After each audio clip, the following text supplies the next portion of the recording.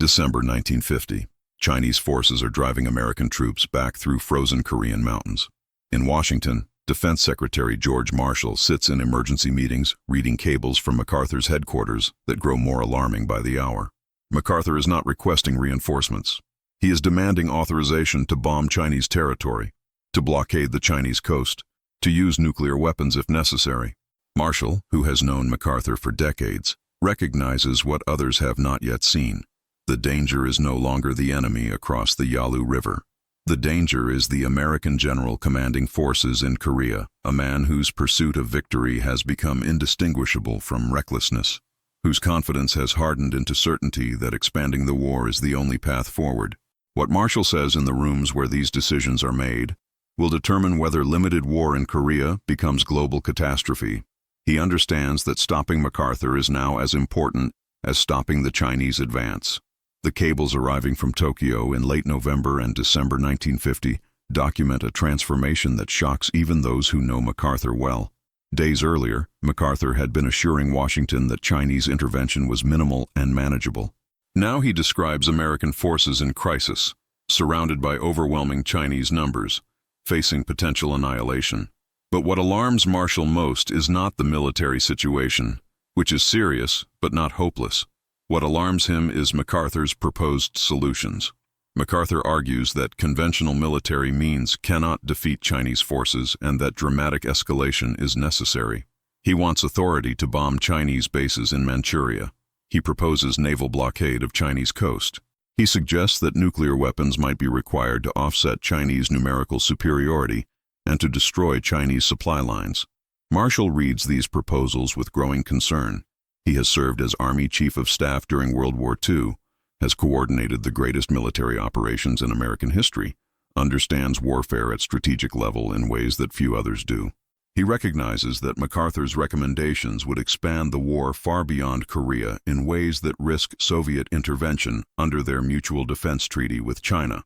The Soviet Union has nuclear weapons, not as many as America and not as advanced, but enough to devastate cities if the war escalates to nuclear exchange. MacArthur appears to be treating nuclear weapons as simply more powerful conventional explosives, failing to recognize that their use would break the taboo that has prevented nuclear warfare since Hiroshima and Nagasaki, and would create precedent that makes future nuclear conflicts more likely. What Marshall says in National Security Council meetings reflects his understanding that MacArthur's crisis is partly of MacArthur's own making. The Chinese intervention that MacArthur now describes as overwhelming surprise was predicted by intelligence reports that MacArthur's headquarters dismissed or minimized. The overextension of American forces that makes them vulnerable to Chinese attack resulted from MacArthur's strategy of rapid advance toward the Yalu River, despite warnings about the risks. The disaster MacArthur now faces is not simply bad luck or overwhelming enemy action. It is consequence of strategic errors driven by MacArthur's certainty that his assessment of Chinese intentions must be correct, despite evidence suggesting otherwise. Marshall's private assessment, shared with President Truman and with close advisors, is that MacArthur has lost perspective about what is strategically possible and necessary in Korea. The war's objective was always to defend South Korea, not to conquer North Korea or to engage in general war with China. Chinese intervention has made conquest of North Korea impossible without risking World War III, which means the war's objectives must be adjusted to match strategic reality.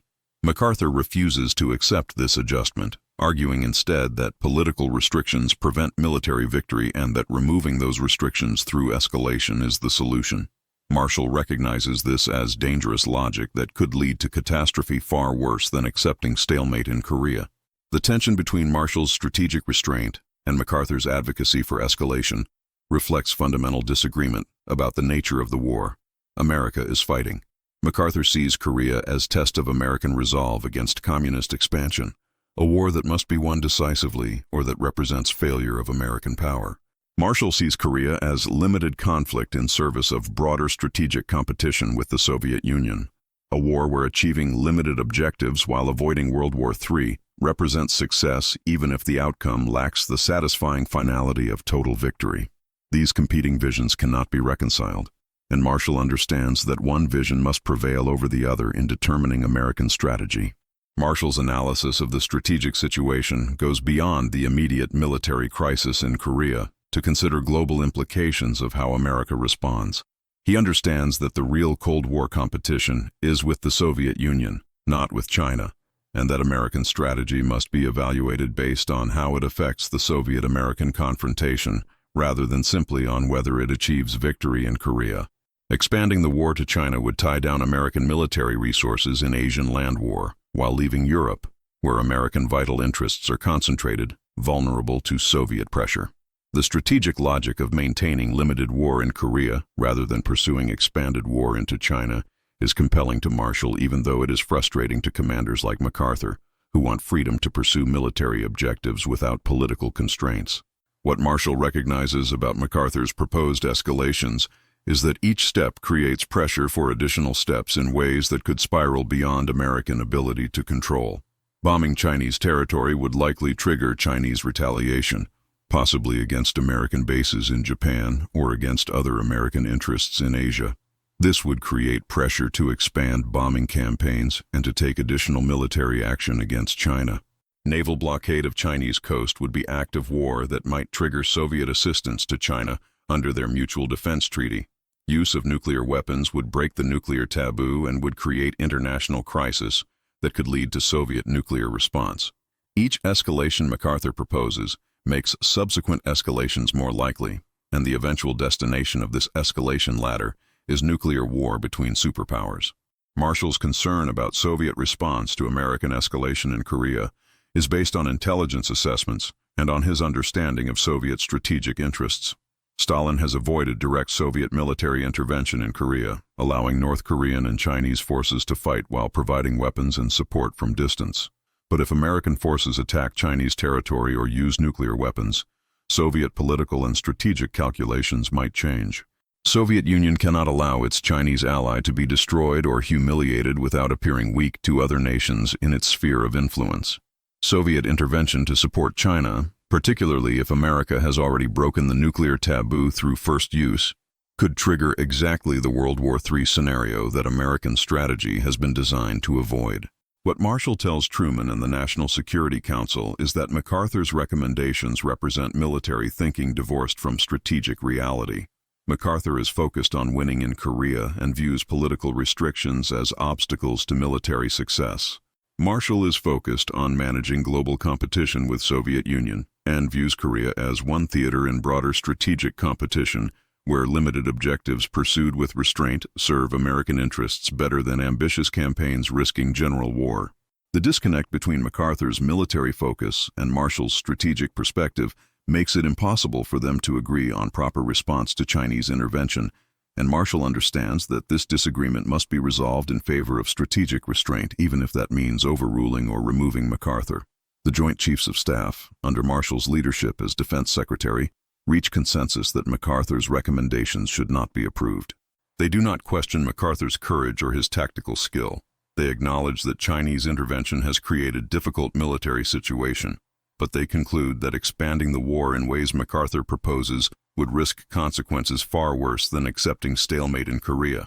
Marshall ensures that this military judgment reaches Truman clearly and unambiguously, making it impossible for MacArthur to claim that military leadership supports his recommendations, even if civilian leadership opposes them. The united front of civilian and military leadership against MacArthur's escalation proposals demonstrates Marshall's understanding that controlling MacArthur requires eliminating any institutional support he might use to pressure for policy changes. The most alarming aspect of MacArthur's advocacy is his apparent willingness to use nuclear weapons in Korea and potentially against Chinese territory. Marshall, who helped plan conventional military operations throughout World War II, but who was not involved in the decision to use atomic bombs on Japan, has spent the post-war years thinking carefully about nuclear weapons and their implications for strategy. He understands that nuclear weapons have changed the fundamental nature of warfare, and that their use cannot be treated as simply scaled-up conventional operations. The political, strategic, and moral consequences of nuclear weapons use are so profound that they must be reserved for existential threats to national survival, not deployed as solutions to tactical problems in limited wars.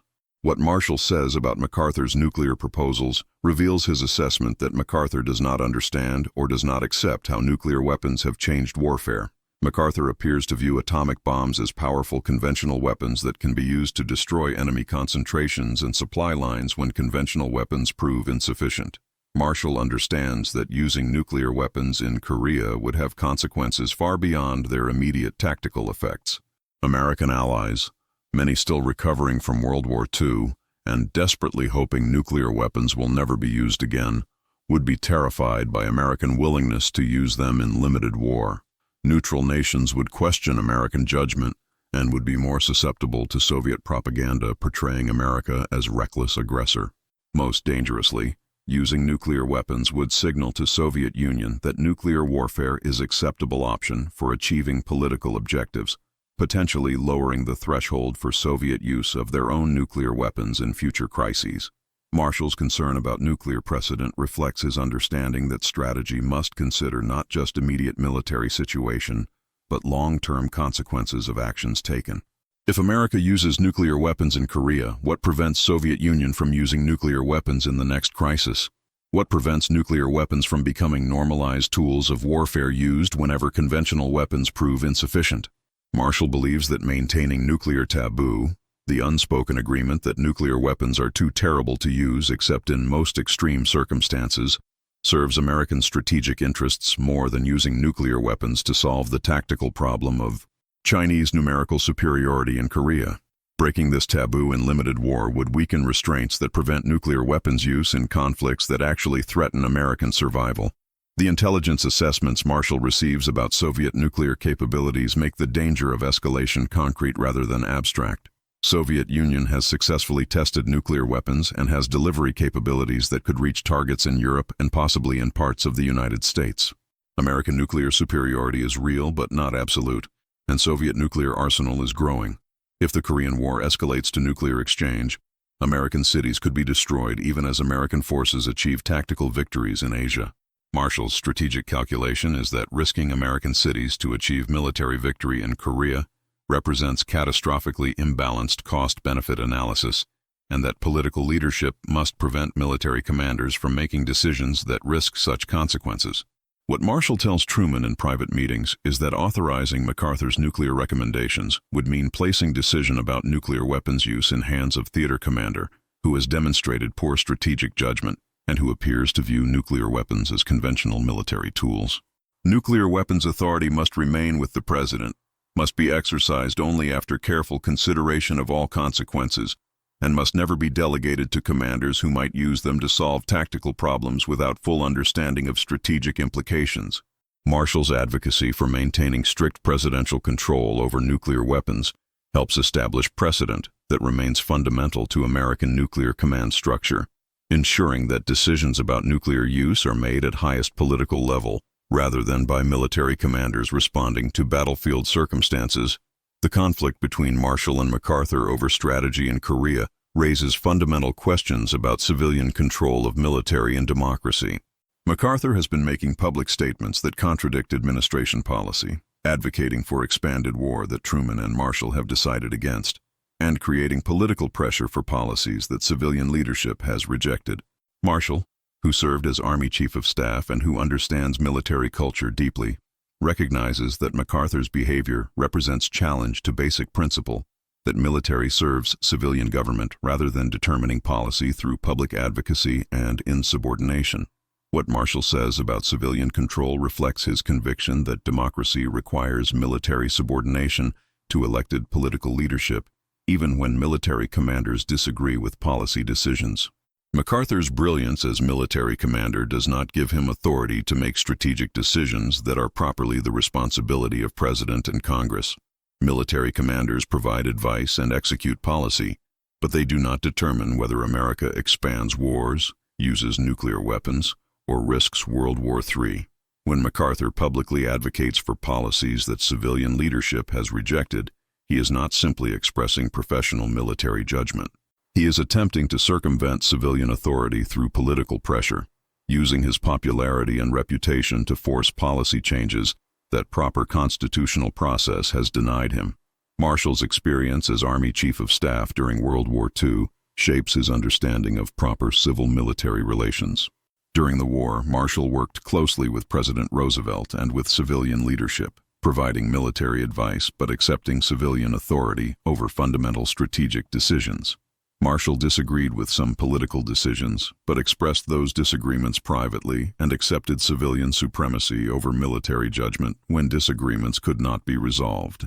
MacArthur's approach, publicly contradicting policy, while remaining in command and advocating for expanded war, despite civilian rejection of his recommendations, violates the norms of civil-military relations that Marshall believes are essential to democratic governance.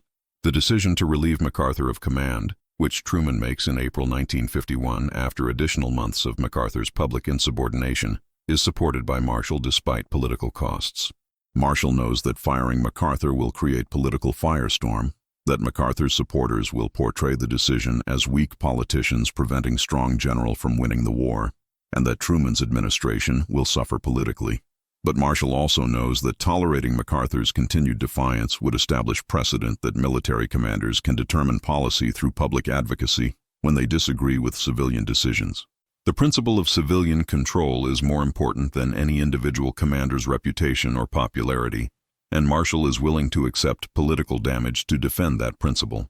What Marshall tells the Senate committees investigating MacArthur's dismissal provides the intellectual and strategic justification for the decision. He testifies that MacArthur's recommendations would involve America in the wrong war, at the wrong place, at the wrong time, and with the wrong enemy. This phrase, suggested by Marshall's colleague Omar Bradley but reflecting Marshall's strategic analysis, captures the argument against MacArthur's approach. The real Cold War competition is with Soviet Union in Europe, not with China in Asia. Expanding the war to China would divert American resources from defending vital interests, while risking Soviet intervention that could trigger World War III. MacArthur's focus on achieving victory in Korea ignores these broader strategic realities, and his continued advocacy for policies that civilian leadership has rejected makes him unsuitable for command, regardless of his tactical brilliance or his past service. Marshall's advocacy for strategic restraint and for maintaining civilian control over military policy proved correct in both immediate and long-term consequences. The Korean War ended in 1953, with armistice roughly at the 38th parallel, achieving the core American objective of defending South Korea without triggering the expanded war that MacArthur's strategy would have required. South Korea survived and eventually became a democratic and economically prosperous nation, validating the judgment that limited objectives in Korea served American interests adequately. The war did not expand to China, Soviet Union did not intervene directly, nuclear weapons were not used, and World War III was avoided, despite the crisis that MacArthur's advance to the Yalu River created. What Marshall understood that MacArthur did not was that in nuclear age, avoiding catastrophic war matters more than achieving decisive victory in every conflict. The strategy of containment that shaped American Cold War policy required accepting stalemates and limited outcomes in peripheral conflicts while maintaining focus on preventing Soviet domination of vital regions like Western Europe.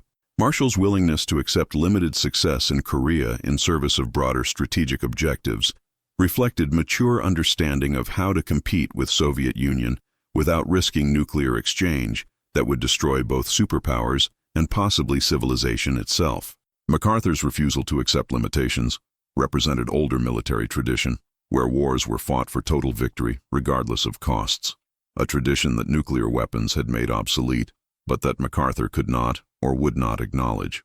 The precedent of relieving MacArthur for insubordination established or reinforced fundamental principle of American civil-military relations that military commanders, regardless of rank or reputation, must accept civilian authority over policy decisions. Subsequent presidents facing disagreements with military commanders have invoked this precedent when removing commanders who could not work within civilian policy framework. The principle that civilian control of military is more important than any individual commander's genius or popularity has become deeply embedded in American military culture, preventing the kind of civil-military conflict that MacArthur's behavior represented from recurring in ways that threaten democratic governance. Marshall's own legacy was enhanced by his role in preventing MacArthur's escalation from triggering World War III. Marshall is remembered as a statesman who understood that military power must serve political objectives determined by civilian leadership, that strategic restraint sometimes matters more than tactical brilliance, and that defending democratic principles like civilian control requires courage to make unpopular decisions when those principles are challenged. His quiet effectiveness in managing the MacArthur crisis, in ensuring that strategic restraint prevailed over escalation, and in defending civilian authority over military policy contrasts with MacArthur's theatrical genius and demonstrates that different kinds of leadership serve different historical moments. The Korean War and the MacArthur crisis taught lessons about nuclear weapons, about limited war, and about civil-military relations that remain relevant decades later. Marshall's recognition that nuclear weapons had changed the fundamental calculus of warfare, making avoidance of nuclear conflict more important than achieving victory in any single war, shaped how America approached subsequent Cold War crises. His defense of civilian control against military insubordination reinforced constitutional principles essential to democratic governance, and his strategic wisdom in recognizing that limited success serving broader objectives matters more than unlimited ambition, risking catastrophic failure, provided model for how democracies can compete with authoritarian adversaries without abandoning the restraints that distinguish democratic power from totalitarian aggression. What George Marshall said when MacArthur nearly started World War III was that strategic restraint matters more than tactical victory, that civilian control of military must be defended even at significant political cost, and that nuclear weapons have created new strategic reality where avoiding catastrophic war takes precedence over winning every conflict decisively. These insights, proven correct by the outcomes that followed, represent Marshall's enduring contribution to American strategy and to democratic governance of military power. MacArthur's removal and the rejection of his escalation proposals may have been politically costly in the short term, but they prevented catastrophe that would have cost far more than any political damage. Marshall's willingness to support difficult decisions that served long-term strategic interests while accepting short-term political costs demonstrated the kind of leadership that prevents crises from becoming catastrophes and that maintains the restraints necessary for managing military power in democratic society during nuclear age.